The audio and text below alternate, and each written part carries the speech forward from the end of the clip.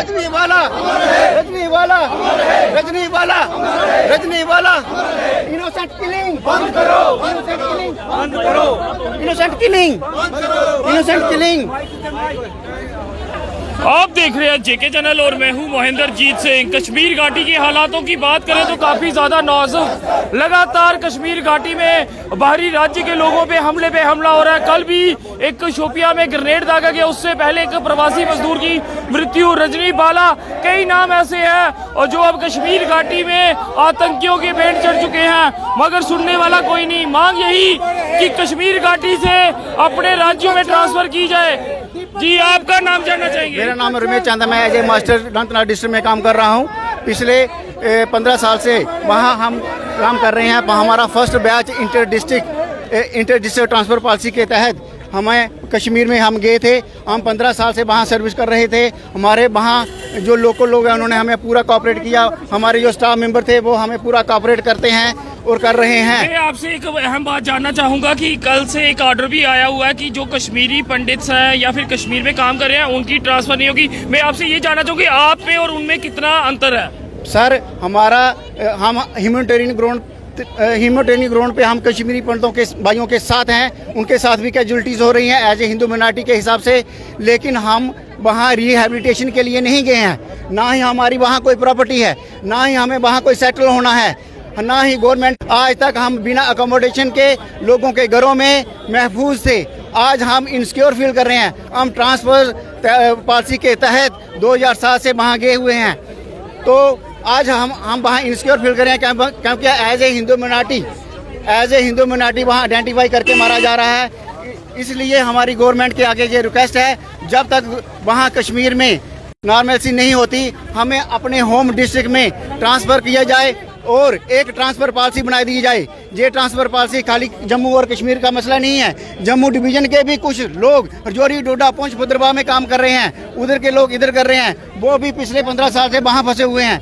लेकिन गवर्नमेंट को हमने कई बार अपनी ग्रीवेंसेस दी, लेकिन उसके ऊपर गवर्नमेंट ने अभी तक कोई काम नहीं किया है। इसलिए गवर्नमेंट को हम रिक्वेस्ट करते हैं कि ट्रांसफ़र पॉलिसी फ्रेम की जाए। जैसे कि हमारी सर्विस 20 साल होती है, उसके बाद रिटायरमेंट बेनिफिट होते हैं। 20 साल के टाइम को 3-4 हिस्सों में बांटकर उसको होम डिस्ट्रिक्ट में, एडजॉइनिंग डिस्ट्रिक्ट में, जहाँ अदर डिस्ट्रिक्ट में काम लिया जाए और वहाँ के जो मुलाजिम हैं जो 15 साल से वहाँ काम कर रहे हैं उनको इमीडिएटली जहाँ ट्रांसफ़र किया जाए और एक पॉलिसी बनाई जाए जिसके तहत ये सारे महफूज फील करें। Thank you. तो देख सकते हैं लगातार कश्मीर घाटी से लोग जो है सेवाएं दे रहे हैं, वो वापस आना चाहते हैं। और यहाँ बैनर में देख सकते हो मैं भी रजनीवाला हूँ। कितना खतरा कश्मीर घाटी में है?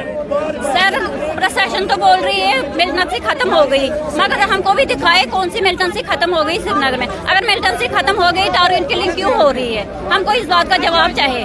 और पहले राहुल बाजी को मारा गया, अब मैडम को मारा गया, तो रोज एक किलिंग करके ये तो जवाब कुछ नहीं दे रहे हैं। इनको तो चाहिए कुछ एक्शन ले ले इसके ऊपर, क्योंकि कितने बच्चे यतीम हो रहे हैं उन्हीं को पता है। जो यतीम हो रहे हैं, जिनकी माँ बेटियां विधवा हो रही है, उनको पता है, उनकी माँ को पता है, मगर प्रशासन को कुछ नहीं पता लग रहा है। बीजेपी गवर्नमेंट ये सोचती क्यों नहीं है? अगर कुछ हो रहा है तो वो इसके ऊपर एक्शन क्यों नहीं लेते?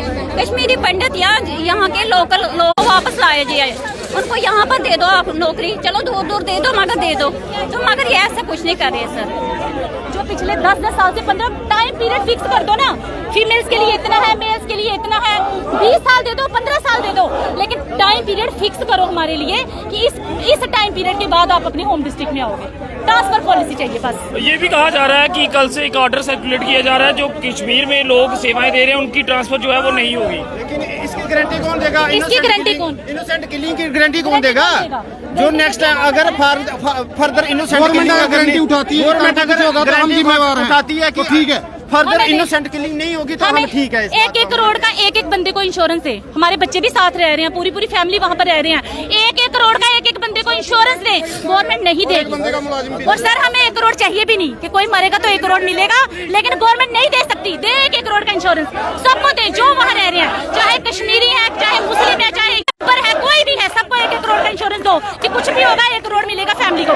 गारंटी उठाएं कि कुछ नहीं होगा, गारंटी दो ना इस चीज की, गारंटी नहीं दे रही है गवर्नमेंट। गारंटी किस तरह से उठा सकते हैं? कल फिर एक ग्रेनेड हमला हुआ है वहाँ पे। फिर हो गया ग्रेनेड हमला हुआ, शोपियन में हुआ, मैंने ये शायद नेट में न्यूज देखी है, शोपियन में ग्रेनेड हमला हो रहा। फिर आप खुद मीडिया वाले आप खुद सोचो ना, खुद सोचो। ऑफिस में सेफ नहीं है, वो बाहर कहाँ सेफ होगा मुझे बताओ ना आप।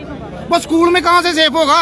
जहाँ सीसीटीवी कैमरे लगे हुए हैं वहाँ बंदा सेफ नहीं है। सिक्योरिटी मिलती है। तहसील ऑफिस में सिक्योरिटी होती है, वहाँ बंदे को ऑफिस के अंदर जाके मारा जाता है। उधर सामने आपने वीडियो देखी उसकी, जो बैंक के अंदर मैनेजर राजस्थान से था, उसने किसी का क्या बिगाड़ा था मुझे बताओ ना।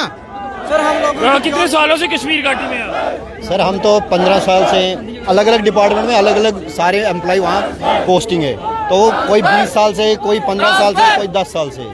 तो तब से कोई ट्रांसफ़र पॉलिसी हमारे लिए बनाई नहीं है गवर्नमेंट ने। इसलिए हम सबकी यही मांग है कि कुछ टाइम पॉलिसी फ्रेम किए जाए ट्रांसफ़र के लिए हमारे लिए, तो जिसकी वजह से हमें थोड़ा सेटिस्फेक्शन हो कि हाँ हम भी अपने होम डिस्ट्रिक्ट में ट्रांसफ़र होकर अपनी फैमिली के साथ रहें, क्योंकि पूरी उम्र हम वहीं पर रहें तो ये भी ठीक नहीं है। हमारे एजुकेशन डिपार्टमेंट में खासकर मैं बोलूँगा कि कोई ट्रांसफ़र पॉलिसी अभी तक बनाई गई नहीं है। तो देख सकते हैं रोष इस समय कश्मीर में काम कर रहे लोगों में, क्योंकि लगातार कश्मीर में निर्मम हत्याओं का दौर जो है वो रुकने का नाम नहीं ले रहा। लगातार हर दिन, और कल भी शोपियां में जो है एक ग्रेनेड हमला देखने को मिला। शुरुआती तौर पे उसे सिलेंडर ब्लास्ट भी कहा गया, मगर पुलिस द्वारा पुष्टि की गई है कि वो ग्रेनेड हमला था। आखिर कब तक कश्मीर घाटी में इस तरह के सूरत हाल लेंगे? आखिर कब तक सख्त कदम नहीं उठाए जाएंगे? क्या हर एक शख्स को सिक्योरिटी मुहैया करवाना मुमकिन है? नहीं मुमकिन है। तो फिर किस तरह से कश्मीर घाटी में सेवाएं दे रहे लोगों का गुजर बसर वहाँ पे होगा? हालांकि साफ कर दिया गया है कि कश्मीर घाटी से